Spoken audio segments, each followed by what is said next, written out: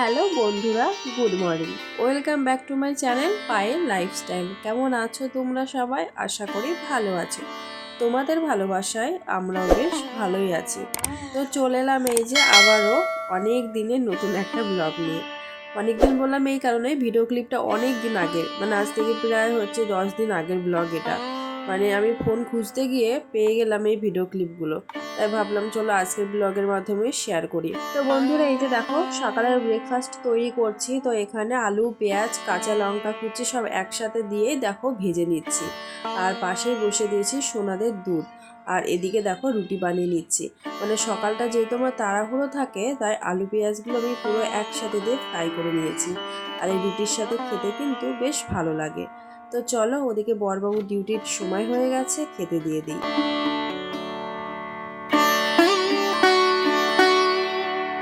চলে এলাম অনেকটা সময় পর।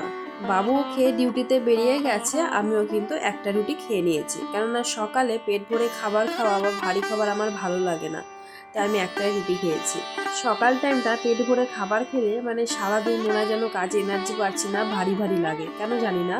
তো যাই হোক, এদিকে দেখো এই যে আলু কেটে রেখেছিলাম রাত্রিতে, এখন ধুয়ে নিচ্ছি। তো আজকে এই আলুর পাঁপড় তৈরি করব।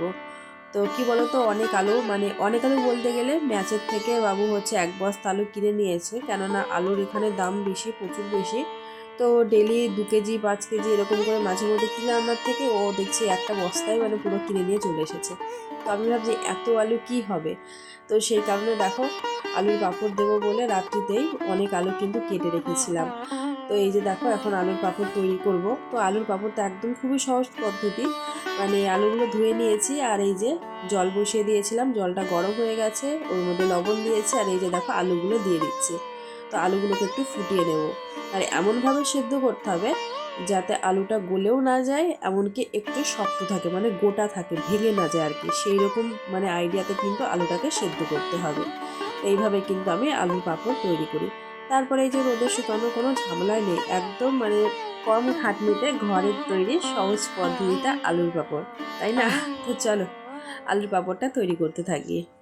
আর এই যে দেখো আমি কিন্তু পতিলার মুখটা একটু ঢেকে দিলাম, কেননা জলটা যাতে গরম হয়ে যায়, মানে তাড়াতাড়ি আর কি ফুটে ওঠে সেই কারণে। কেননা আমার ছানারা তো ঘুমিয়ে রয়েছে, আর তোমরা তো জানোই ওরা সকাল টাইমটা ঘুমিয়ে থাকে, আর এখন কিন্তু 8টা 10 কুড়ি বাজে। তো খুব তাড়াহুড়ো করছি জানো তো, যাতে ওরা ঘুম থেকে ওঠার আগে পর্যন্ত আমি আলুর পাঁপড়টা তৈরি করে রোদে দিতে পারি। মানে রোদে দেওয়া হয়ে গেলে ব্যাস, তারপরে আমার শান্তি, আর কোনো চিন্তা নেই। তো সারাদিনের কাজ রয়েছে, তাই না? আর বন্ধুরা এই যে দেখছো আমি কিন্তু মাঝে মাঝে দেখে নিচ্ছিলাম, মানে আলুটা মানে বেশি সেদ্ধ হয়ে যাচ্ছে না, তো সেটাই, বেশি সেদ্ধ হয়ে গেলে কিন্তু আলুটা ভেঙে যাবে, আর ভেঙে গেলে কিন্তু ভালো লাগবে না। তো এই যে দেখো আলু কিন্তু সেদ্ধ হয়ে গেছে, আর আমি এখন জলটা ঝরিয়ে নিচ্ছি। তো আমি যে আলুগুলো কেটেছি সাইজ কিন্তু বেশিরভাগই ছোট ছিল, বড় সাইজ খুব কম ছিল। আর আলুর পাঁপড় তৈরি করার জন্য সব থেকে ভালো হয় বড় বড়, মানে গোল মাপের আলুগুলো নিলে কিন্তু পাঁপড় তৈরি করা মানে খুব সহজ হয়, ভালো হয়, দেখতেও ভালো লাগে। তো সব রকমের আলু ছিল, তাই মিক্স করে কিন্তু আমি কেটেছি, যেহেতু আমরা নিজেরাই খাবো, তাই না? এই যে দেখো আলুর জলটা কিন্তু আমি ঝরিয়ে নিয়েছি, এখন চলে যাব রোদ্রে দিতে। তো চলো। আর বন্ধুরা এই যে দেখো আমি কিন্তু আলুর পাঁপড়গুলো রৌদ্রতে দিতে চলে এসেছি। আর আগের দিন না বৃষ্টি হয়েছিল, মানে হালকা বৃষ্টি, খুব যে বেশি হয়েছে সেটা কিন্তু না। তো ভেবেছিলাম হয়তো রৌদ্র হবেই না, কিন্তু না, এত পরিমাণে রৌদ্র দিয়েছে কি বলবো। মানে আমি তো সকালবেলায় মানে বেশ একটু ঠান্ডা ঠান্ডা লাগছিল, তো এই যে গেঞ্জিটা পরে নিয়েছিলাম, গেঞ্জিটা একটু মোটা আছে তো তাই পরেছিলাম। তো তারপরে এত গরম লেগে গেছিলো, মানে রোদ্দুরে পাঁপড়গুলো মেরে দিতে দিতে তো গেঞ্জিটা পরে কিন্তু খুলতে হয়েছে, আর রোদের তাপও কিন্তু প্রচুর দিয়েছিল সেদিন, জানো তো।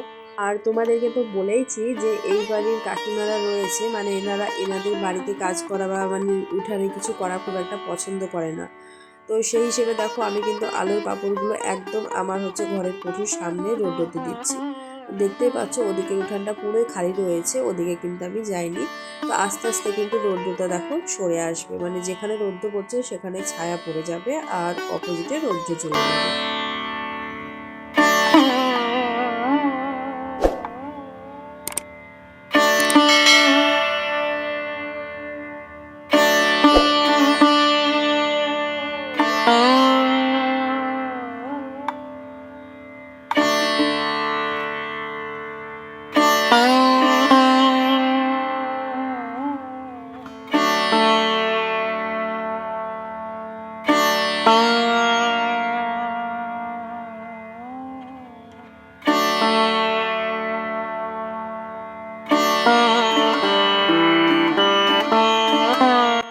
এই যে আলুর পাঁপড় রোদেও দেওয়া হয়ে গেছে, সোনা মাম্মা ঘুম থেকে উঠে গেছে।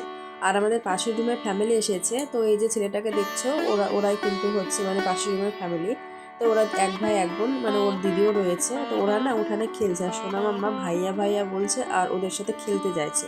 তো আমি না একদমই ছাড়তে চাইনি, তো ওদের মা বলছি না দিদি ছড়িয়ে তো इसलिए মানে এই জন্য কিন্তু আমি ওদেরকে ছেড়ে দিয়েছি। ওরা দেখো খেলছিল। আর বন্ধুরা ওই যে দেখতে পাচ্ছ পাপড়গুলো রোদ্রুতে দেওয়া রয়েছে। এই যে চলে এলাম আবারও অনেকটা সময় পর। তো এই যে দেখো এখানে নিম পাতার জল গরম করে নিচ্ছি, সোনাদের স্নান করাবো। তো সোনুর না অ্যালার্জিতে প্রচুর পরিমাণে চুলকাচ্ছে। তো গরমের সময় নিম পাতার জল দিয়ে স্নান করাটাও কিন্তু ভালো। তো বাবু নিম পাতা এনেছে, তো দেখো নিম পাতা দিয়ে মানে জলটা আমি ফুটে নিচ্ছি ভালোভাবে, কেবলই বসিয়েছি। আর এদিকে দেখো আমি কিন্তু সবজিও কেটে নিয়েছি রান্নার সব। তো আজকে তো চিকেন রান্না হবে, তো সেই কারণে দেখো মশলাগুলো কেটে নিয়েছি। এখনও কিন্তু মানে শুধু জাস্ট কেটেছি, এখনও আমার হচ্ছে সেভারে ঘষে নেওয়া হয়নি। আর এখানে দেখছো অনেকগুলো আলু কেটেছি। এতগুলো আলু কিন্তু চিকেনে দেবো না, কেননা চিকেনে আলু বেশি ভালোও লাগে না। আর সোনা মাম্মার জন্য আলাদা করে কোনো রান্না করছি না, আমাদের ওই ভাতটাই খেয়ে নেবে। শুধু ভাতের মধ্যে এখান থেকে 4 পিস মতো আলু নিয়ে সেদ্ধ করতে দেবো। তো আলু সেদ্ধ ভাত আর চিকেন দিয়ে খেয়ে নেবে। আর এই যে এইদিকে দেখো নিম পাতাও কিন্তু এখানে আমি কয়েকটা ছাড়িয়ে রেখেছি। তো আজকে কিন্তু নিম বেগুন খাওয়া হবে, মানে নিম বেগুন ভাজা, বেগুন নিয়ে আসবে আসার সময়। তো নিম পাতা দিয়ে ভাজা করব। আর গরমের দিনে কিন্তু এই রকম নিম পাতা বা তেতো করলা খাওয়া কিন্তু খুব উপকার। এই যে দেখো বন্ধুরা টমেটো কেটে রেখে দিয়েছি, তো টমেটো চাটনি করব। আর চিকেনের টমেটো লাগবে, এখান থেকে কয়েক পিস নিয়ে নেব, হয়ে গেল ব্যাস আজকে রান্না বান্না এগুলোই। তো যতগুলোই রান্না হবে না কেন বেগুনটাও ঘরে নেই, চিকেনটাও নেই। তো আসার সময় বাবু কিন্তু সবগুলোই ক্যান্টিন থেকে কিনে আনবে আসার সময়, সরি ক্যান্টিন বলছি দোকান থেকে, অভ্যাস হয়ে গেছে। তো যাই হোক এদিকে দেখো জলটা প্রায় ফুটে আসার মধ্যে, আর 2 ছানা কিন্তু বাইরে খেলছে। আর বন্ধুরা এই যে দেখো আমার সোনা মামা কিন্তু ঘরে চলে এসেছে। ওরা না বাইরে খেলছিল, তো ওদেরকে ঘরে এনেছি, কেননা বাড়ির মালিক যিনিও রয়েছেন তিনি বকাবকি করছে বাচ্চারা ছুটাছুটি করছে বলে। তো কিছু করার নেই, জোর করে এনেছি, কান্নাকাটি করছিল। তারপরে এই যে ঘরে একটা চিপসের প্যাকেট ছিল, সেই প্যাকেটটাকে হাফ হাফ করে দুজনকে দেখো কেটে দিয়েছি, তো ওটা দেখো খাচ্ছে। তো ওটা পেয়ে কিন্তু মানে চুপে গেছে। তো যাই হোক সোনাদেরকে এখন আমি যাবো স্নান করাতে। তো চলো তোমরা সাথে থেকো, আবারও তোমাদের সাথে দেখা হবে কিছুক্ষণ পরে।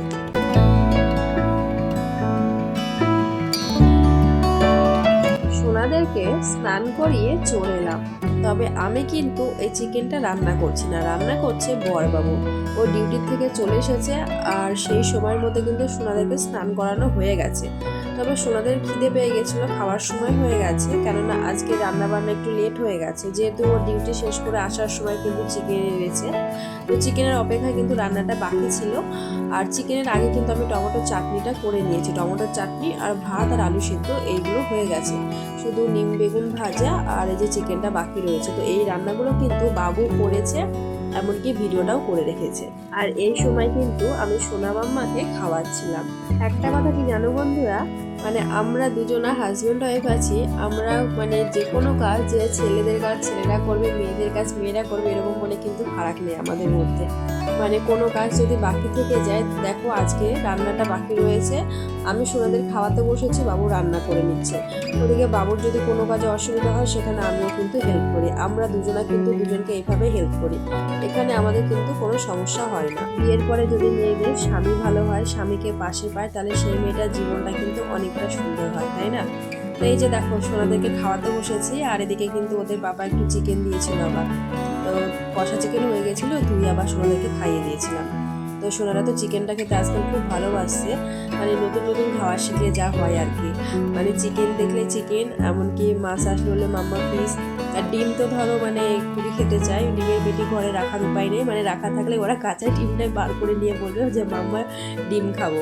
তবে যে শুধু মানে মাছ মাংস বলে কথা নয়, আমার সোনা মাম্মা কিন্তু সবজিও খায়, মানে সব রকমই খাবার দাবার খায়, মোটামুটি খাইয়ে দিলে খেয়ে নেয়।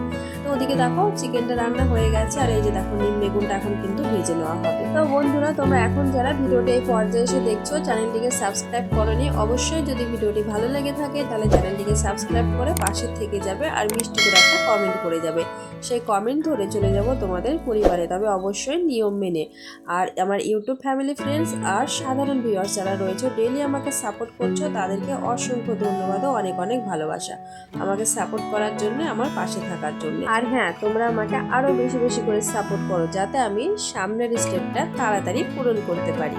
জানি না ওয়াচ টাইম পূরণ করতে পারবো কি না, তবে ওয়াচ টাইমের অবস্থা খুবই খারাপ। মানে মাঝে সত্যি কথা বলতে গেলে ওয়াচ টাইম উঠতো, ইদানিং না পারছি ভিডিও সেই মতো দিতে, না সময় মতো ভিডিও দেখতে পারছি।